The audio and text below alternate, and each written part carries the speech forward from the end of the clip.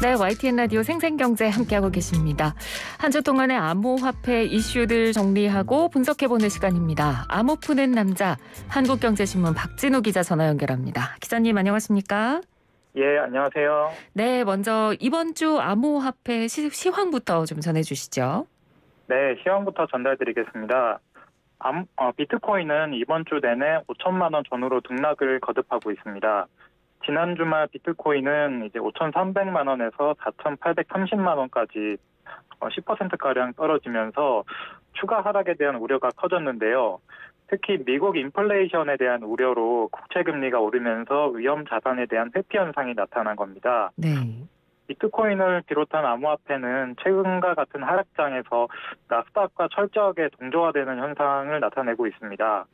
이제 그저께 페이스북 같은 기술주들의 실적이 예상보다 높게 나오면서 나스닥이 어제와 오늘 반등했는데요. 나스닥과 동조하던 비트코인도 덩달아 오르면서 다시 5천만 원을 넘어섰습니다. 네. 근데 하지만 한국 시간으로 오늘 오전에 아마존 실적 발표가 있었는데 영업이익이 반토막 나면서 장외시장에서 또 나스닥이 급락하는 모양새가 나타났었습니다. 한동안 나스닥에 따라서 암호화폐도 같이 출렁일 것으로 보입니다. 예. 하나 또 불안 요인이 있는데요. 네. 비트코인 거래량이 이제 본격적으로 이제 폭등 추세에 이제 접어들기 전인 재작년 수준으로 좀 줄어들었어요. 이렇게 거래량이 줄어 있으면 약간의 충격에도 가격이 큰 폭으로 등락을 하는데요. 개미 투자자들도 투자 심리에 이제 쉽게 휩쓸리는 경향이 있다면 일단 거래량이 증가하는 걸 지켜보고 투자하셔도 좋을 것 같습니다. 네. 예, 그리고 알트코인도 비트코인과 비슷한 흐름을 보였는데요. 도지코인 같은 경우는 이제 일론 머스크의 코인으로 유명하죠. 그렇죠. 이 도지코인이 이번 주 머스크가 트위터를 인수한다는 소식에 24% 상승하기도 했습니다. 이달 초에 트위터 유료 서비스에 도지코인 결제를 허용하겠다는 발언을 한 영향으로 보입니다. 네. 알겠습니다. 자, 암호화폐 시황 먼저 정리를 해봤고요. 본격적으로 이제 업계 소식을 좀 보겠습니다. 우리가 보통 은행에 돈을 넣으면 금리에 따라서 이자를 받게 되는데요. 이 암호화폐 거래소에도 투자자 예치금이 들어가 있지 않습니까? 근데 이 예치금에 대한 이자는 없다면서요? 네, 그렇습니다. 우리가 보통 암호화폐에 투자하기 위해 은행 계좌에다 돈을 넣었다가 인증 절차를 거쳐서 거래소에 입금을 하는데요. 이 투자자 예치금이란 건 입금된 후에 거래소가 보관하는 투자자들의 현금을 뜻합니다. 이제 개인 계좌에 돈을 가지고 있다가 인증을 거쳐 거래소에 입금을 하면 그 돈은 거래소의 법인 계좌로 들어갑니다. 네. 이 법인 계좌도 예금 통장이기 때문에 예금 이자가 나오는데요. 이 이자를 일부 거래소의 경우에 거래소가 수익으로 가져가고 있었습니다. 다른 거래소들 경우는 은행이 해당 법인 계좌에 대해 예금 이자 자체를 지급하지 않았고요. 두 케이스 모두 결과적으로는 투자자들이 맡긴 이 예금에 대해 예금 이자가 지급되지 않은 셈입니다. 근데 보통 증권사도 주식계좌 예탁금의 0.2% 정도 연으로 이용료율을 투자자들한테 주잖아요. 이렇게 하면 안 되는 건가요? 네, 증권사도 현금을 증권 계좌에 넣어놓으면 0.2%가량의 예탁금 이용료가 나옵니다. 네. 예탁금 이용료는 이제 투자자들이 맡긴 현금을 증권사들이 이용하는 대가로 지급하는 이자인데요. 증권사들은 받아놓은 예탁금을 의무적으로 한국증권금융이라는 제3의 기관에 모아서 운용을 합니다. 이 투자자 예탁금을 안전하게 보관하기 위해서입니다. 이때 한국증권금융이 운용한 수익을 투자자 예탁금 이용료율로 투자자들에게 환원을 합니다. 네. 그런데 거래소 같은 경우에 금융사가 아니라는 게 문제입니다. 은행업이나 이제 증권업 라이센스가 없으면서 예탁금 이자를 지급하면 유사수신 행위로 형사처벌을 받을 수 있다고 합니다. 예, 이제 법적으로 투자자들이 맡긴 현금에 대해 예금 이자를 지급할 길은 없다고 이제 거래소들은 이제 설명하고 있습니다. 법적으로 안 되는 거긴 하지만 그래도 이자 대신에 이미 리워드 형태로 지급하는 거래소들도 있는 걸로 알고 있거든요. 이건 그럼 어떤 방식으로 지급하는 건가요? 네, 호빗이 유일하게 시도를 한 건데요. 네.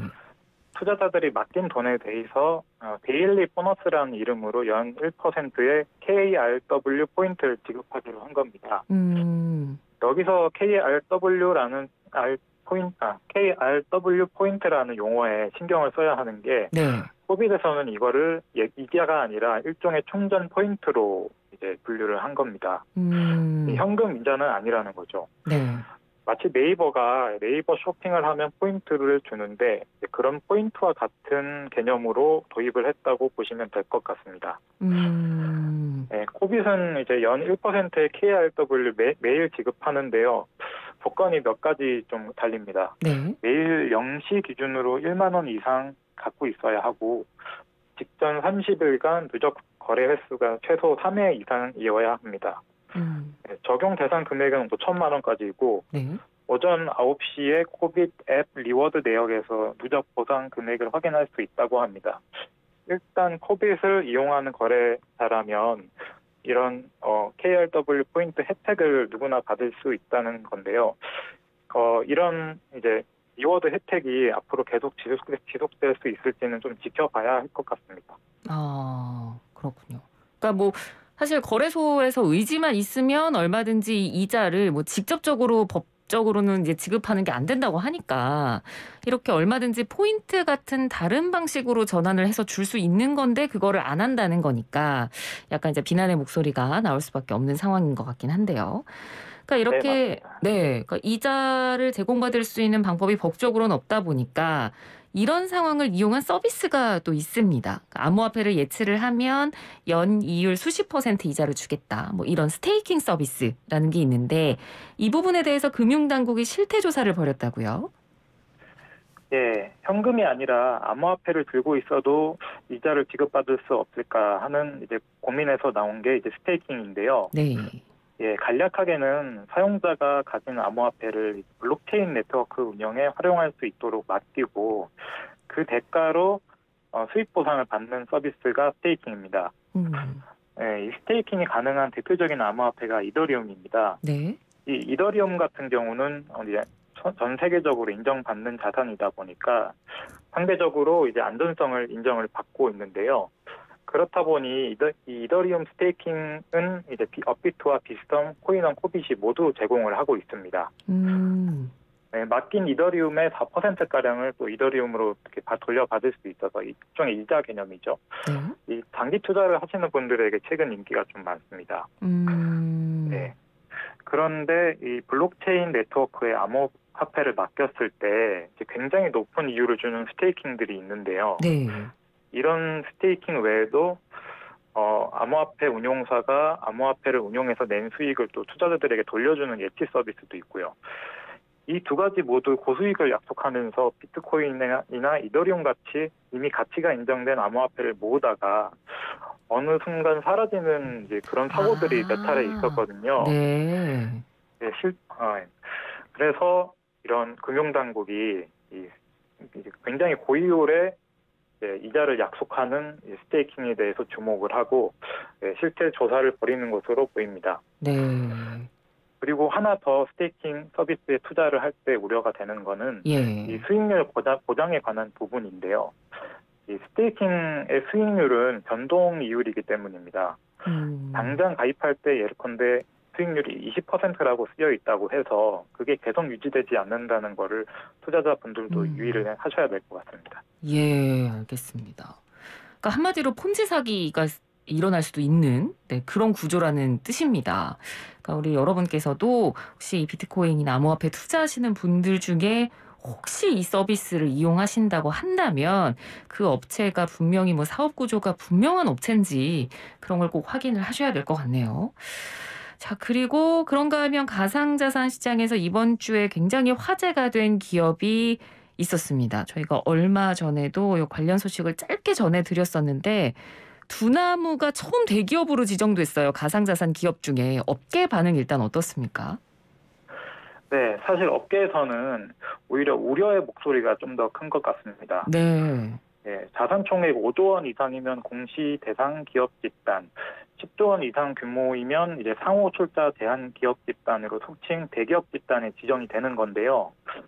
네, 한 번에 둘 다 지정된 기업은 여태 없었거든요. 음. 재작년만 해도 업비트의 자산이 1조 4천억 원 정도였는데 단번에 약 10조 8,225억 원까지 올라서면서 이렇게 유례없는 대기업 집단으로 이제 올라선 겁니다. 네.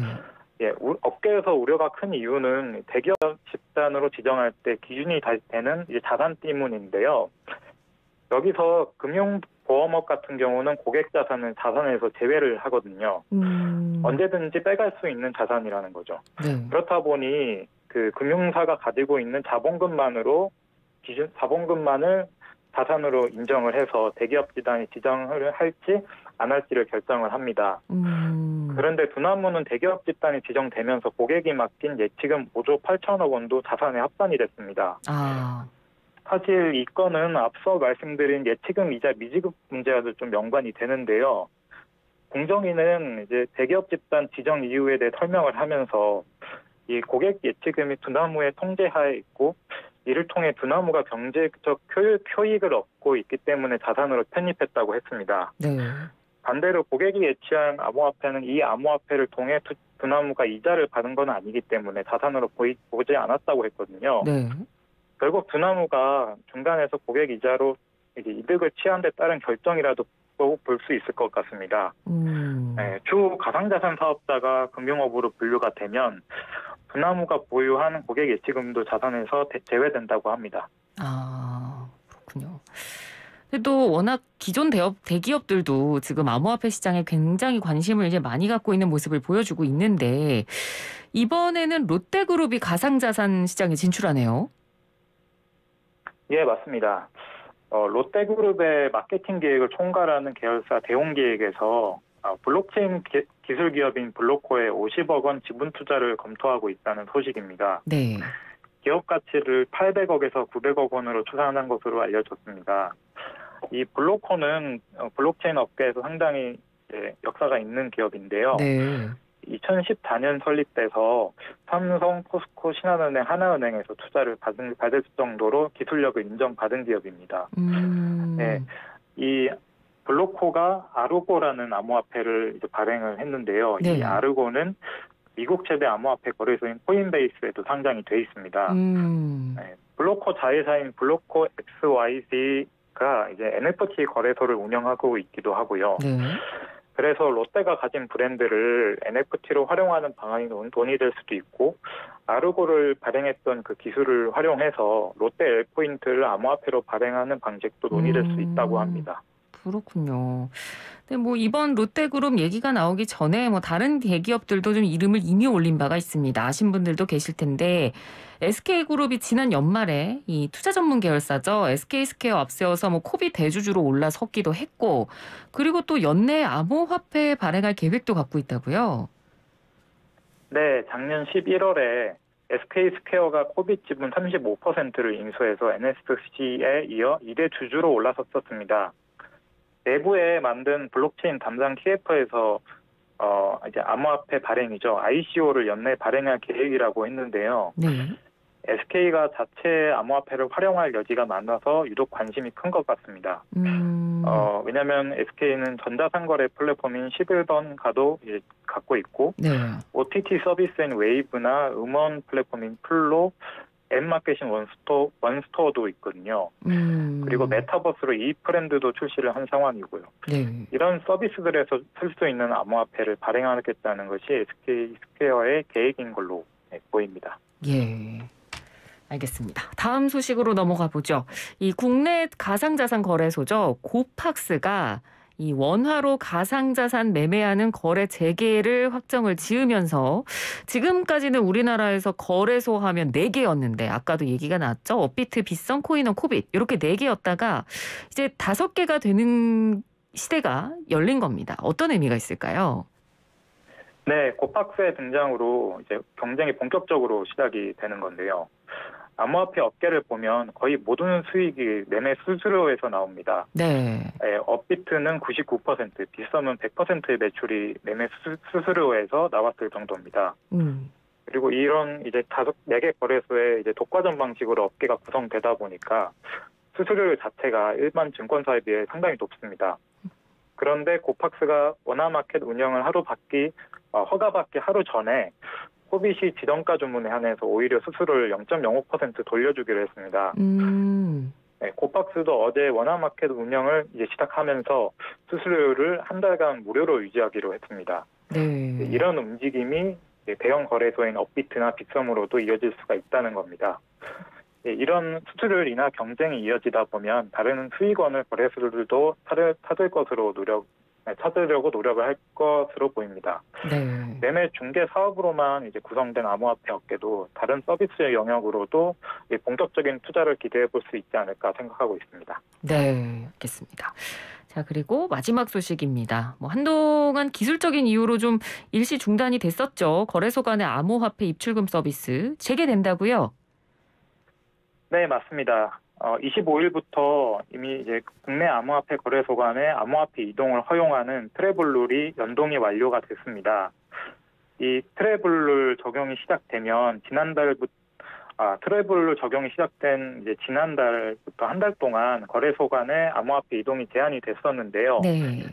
이번에 트래블룰 솔루션의 연동 작업이 끝나면서 업비트로부터 빗썸에서 업비트로 암호화폐를 보내는 게 가능해졌습니다.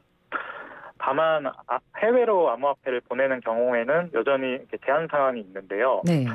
트래블룰을 아직 적용하지 않은 국가도 있고 이 빗썸이나 업비트가 개발한 트래블룰 솔루션을 연동하기 어려운 해외 거래소들도 있는 상황입니다. 예. 그래서 그런 거래소로는 아직 암호화폐를 보낼 수 없는 구조입니다.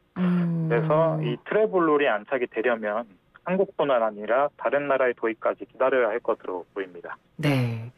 알겠습니다. 오늘 말씀 잘 들었습니다. 고맙습니다. 네, 감사합니다. 네, 암호 푸는 남자 한국경제신문 박진우 기자였습니다.